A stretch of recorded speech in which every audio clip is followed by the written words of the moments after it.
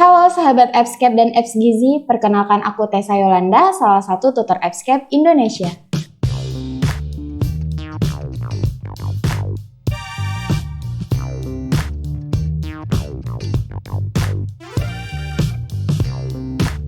Pada video kali ini kita akan membahas soal-soal UKOM terkait gizi dengan topiknya yaitu profesionalisme gizi. Udah pada penasaran belum? Yuk simak video berikut ini.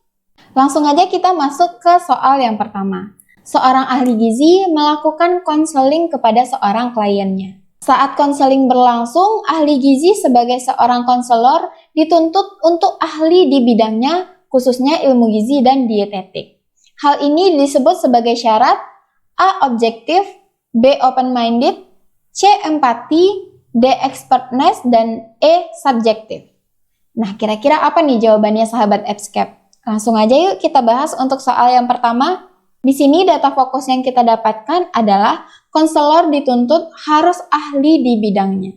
Nah, untuk opsi A, objektif, ini salah karena objektif ini dapat menilai sesuai dengan fakta yang ada. Contohnya, ketika seorang konselor gizi melakukan pengkajian gizi kepada kliennya. Nah, dari data-data yang didapatkan, konselor akan menetapkan diagnosa gizi berdasarkan fakta yang dia dapatkan. Itu adalah contoh dari objektif. Lalu open-minded. Nah, untuk opsi B, open-minded, ini juga salah karena open-minded ini berkaitan dengan keterbukaan pemikiran dari seorang konselor. Contohnya yaitu, konselor tidak boleh percaya dengan hal-hal tabu atau mitos terkait dengan gizi. Nah, untuk opsi C ini juga salah, empati, karena empati ini berkaitan dengan pemahaman dari seorang klien dengan perasaan yang dirasakan oleh kliennya. Sedangkan untuk expertness ini adalah seorang ahli gizi dituntut untuk ahli pada bidangnya yaitu terkait dengan gizi dan dietetik. Sehingga untuk soal nomor 1 ini jawaban yang paling tepat adalah opsi D, expertness. Selanjutnya kita masuk ke soal nomor 2. Seorang ahli gizi memberikan konseling kepada penderita hipertensi. Ahli gizi tersebut ingin memastikan konseling yang ia berikan. Etika apakah yang dilakukan ahli gizi tersebut? A. Memberi senyuman pada klien, B. Memberi salam kepada klien, C. Meminta alamat rumah klien, D. Meminta komitmen klien, dan E. Menanyakan keluhan klien. Nah, langsung aja yuk kita bahas untuk soal nomor 2. Di sini yang ditanyakan adalah etika yang dilakukan oleh ahli gizi, di mana data fokus yang kita dapatkan yaitu ingin memastikan konseling yang ia berikan. Nah, jika ingin memastikan konseling yang diberikan, maka etika yang harus dilakukan oleh seorang ahli gizi yaitu meminta komitmen klien. Karena tanpa komitmen klien, maka konseling tersebut tidak berjalan dan tidak akan berhasil. Jadi, untuk soal nomor 2, jawaban yang paling tepat adalah opsi D, meminta komitmen klien.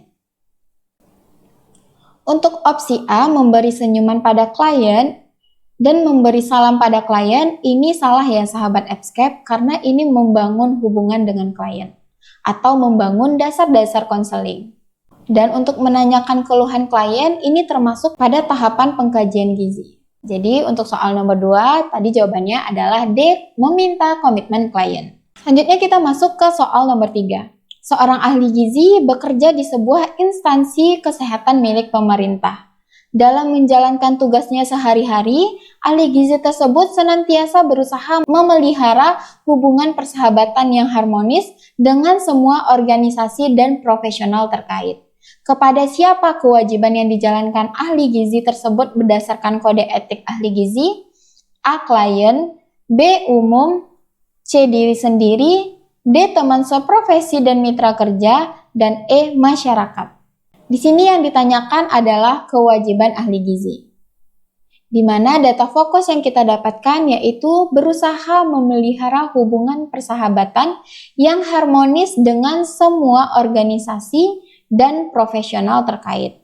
Nah, kalau organisasi dan profesional terkait ini berarti itu kewajibannya kepada teman seprofesi dan juga mitra kerja.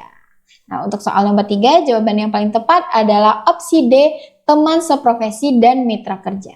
Selanjutnya kita masuk ke soal nomor 4.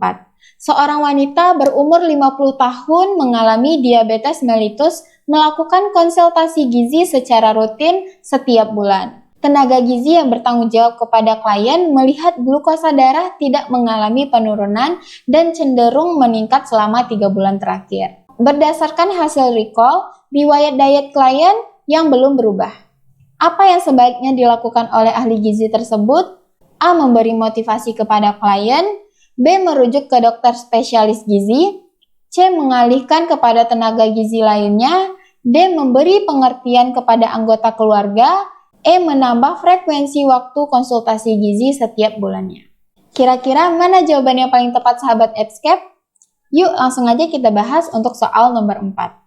Di sini yang ditanyakan adalah apa yang sebaiknya dilakukan oleh ahli gizi.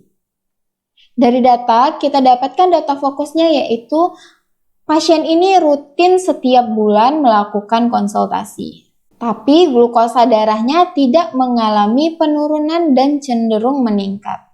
Nah, dari hasil recall juga kita ketahui bahwa riwayat klien juga belum berubah terhadap dietnya. Jadi jawaban yang paling tepat untuk soal nomor 4 ini adalah opsi D, memberi pengertian kepada anggota keluarga. Karena pada penata laksanaan diabetes mellitus, peran dari keluarga sangat berdampak pada keberhasilan diet pada pasien diabetes mellitus ini. Untuk opsi A, memberi motivasi kepada klien, ini salah. Dari data yang kita dapatkan, ini dia sudah melakukan konseling rutin setiap bulannya, namun tidak ada perubahan. Jadi, untuk opsi A, ini kurang tepat ya sahabat EBSCAP. Untuk opsi B, merujuk ke dokter spesialis gizi, ini juga salah. Untuk opsi C, mengalihkan pada tenaga lainnya, ini juga salah. Untuk opsi E, menambah frekuensi waktu konsultasi setiap bulannya, ini juga salah karena di sini dia sudah rutin melakukannya setiap bulan. Jadi yang paling tepat yaitu opsi D, memberi pengertian kepada anggota keluarganya.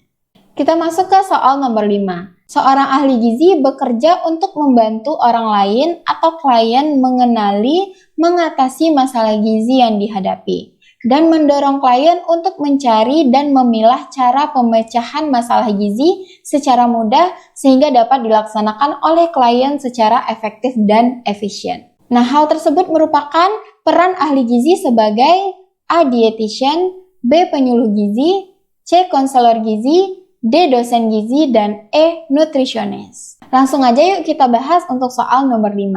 Di sini yang ditanyakan adalah peran ahli gizi. Di mana data fokus yang kita dapatkan dari soal ini yaitu seorang ahli gizi membantu orang lain atau klien mengenali dan mengatasi masalah gizi, serta mendorong klien mencari dan memilah cara pemecahan masalah gizi. Nah, ini merupakan kegiatan dari konseling gizi, di mana kegiatan dari konseling gizi ini dilakukan oleh seorang konselor gizi. Sehingga jawaban yang paling tepat untuk soal nomor 5 ini adalah opsi C, konselor gizi.